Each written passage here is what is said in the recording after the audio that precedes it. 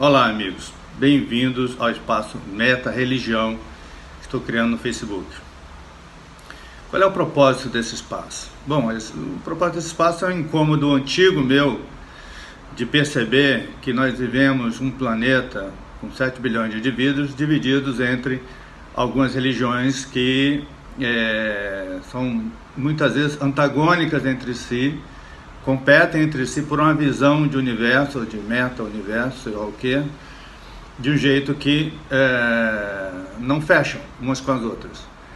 E eu acho que já estamos bem grandinhos. Esse século é um século onde desponta um grau de tecnologia nunca antes visto, onde possamos de fato discutir o que significa a religião e o que significam esses livros sagrados, o que contam esses livros sagrados, e sua representatividade de fato verdadeira, honesta, com o intelecto humano.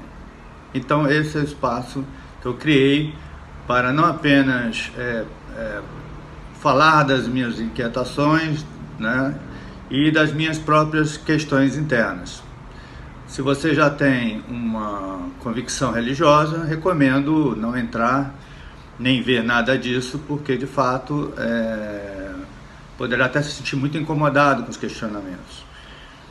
Então, por exemplo, por que o símbolo que eu escolhi para montar a foto do local, do espaço do Facebook, são 4 grandes profetas, né? Porque, na verdade, eles são apenas alguns exemplos dos inúmeros profetas que passaram já pelo nosso planeta e são uns dos principais, né?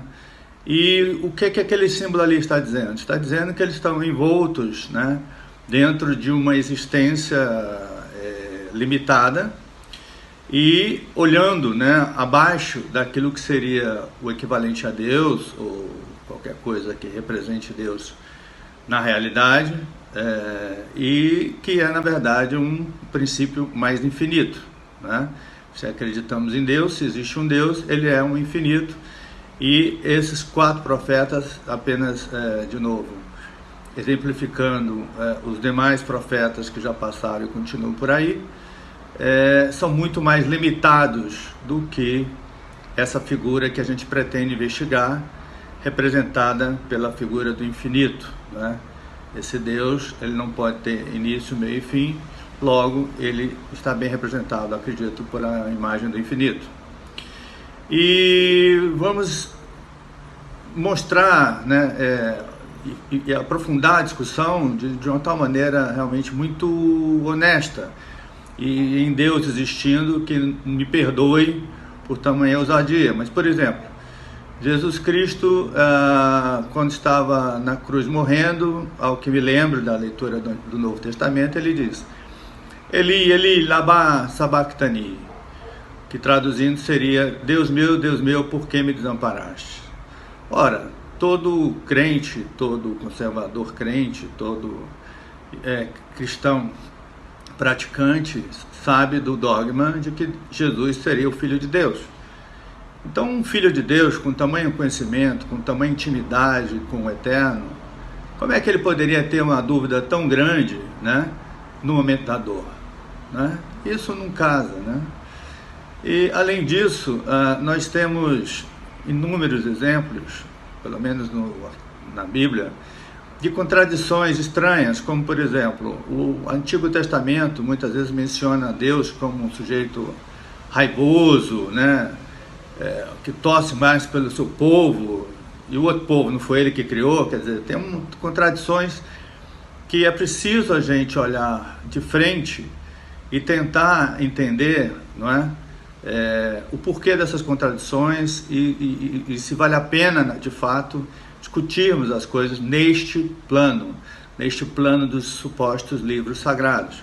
Quando falamos de Moisés, temos também o mesmo tipo de dúvidas. Quando falamos de Maomé, temos também o mesmo tipo de dúvida. Um que eu acho que foi o mais modesto, bem modesto nas suas pretensões, e foi extremamente profundo, foi Siddhartha, né, o Buda. Mas isso também, o momento agora não é para discutir sobre isso. A pergunta que eu faço, né, e é por isso que também tem esse logotipo, existindo um Deus no infinito, esses profetas todos, né, que foram extremamente bem-sucedidos em seus propósitos, cerca de milhões, dezenas de milhões, centenas de milhões e até bilhões de pessoas confiam no que disseram.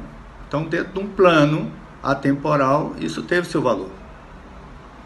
Teve seu valor. Então, alguma conexão em existindo esse Deus, de fato e de direito, vamos dizer assim, esses profetas têm uma conexão com este Deus. Né? E que conexão é essa? Aí é que está o ponto importante. É essa nova discussão que precisamos ter.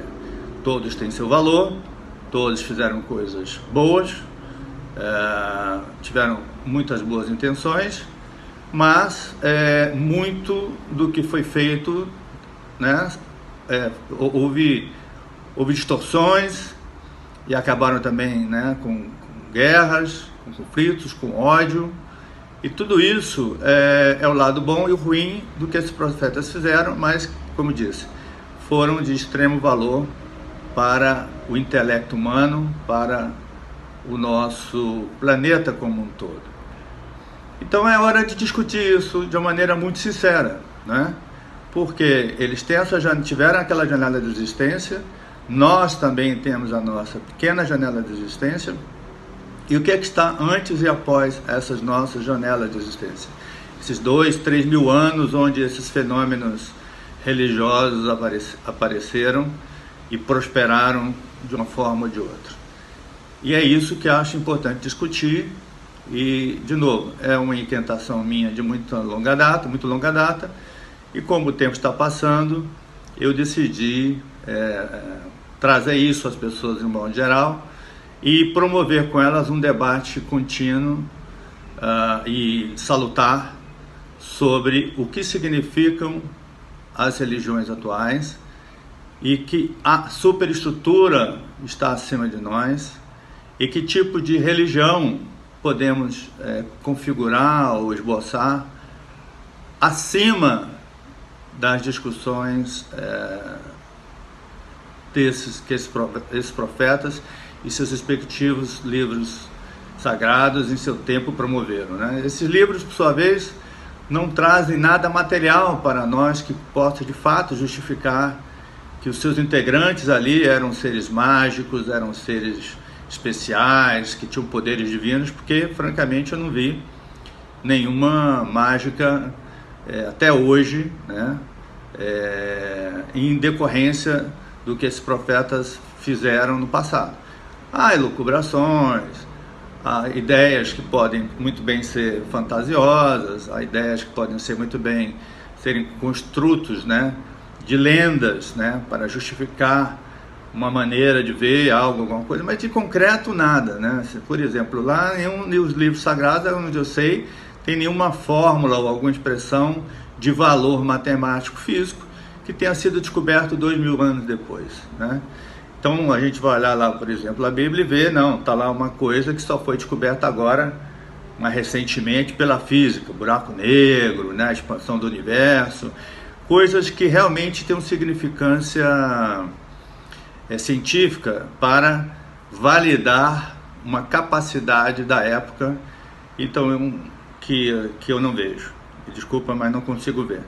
O que vemos são, eventualmente, milagres. Os milagres fazem parte dessa discussão que eu pretendo promover, né? Sem dúvida, algo esquisito no nosso universo, e é nesse sentido que eu pretendo conduzir os debates, fazer perguntas e tal. Então, de fato, muito obrigado por aderir a esse movimento, a esse espaço de debate. Nos acompanhe no Facebook, vai ser lá no espaço Meta Religião. Eu sou chamado lá, me chamo de meta religioso, quer dizer, algo além ainda da religião atual. E uma coisa certa, eu não tenho nenhuma resposta. Não tenho a pretensão, nem a audácia, nem a loucura ou a coragem de dizer que eu tenho alguma resposta. Mas uma coisa eu sei lhe dizer e posso assegurar. Eu tenho ótimas perguntas e convido você a discuti-las comigo e trazer também as suas próprias questões. Muito obrigado. Vamos nessa.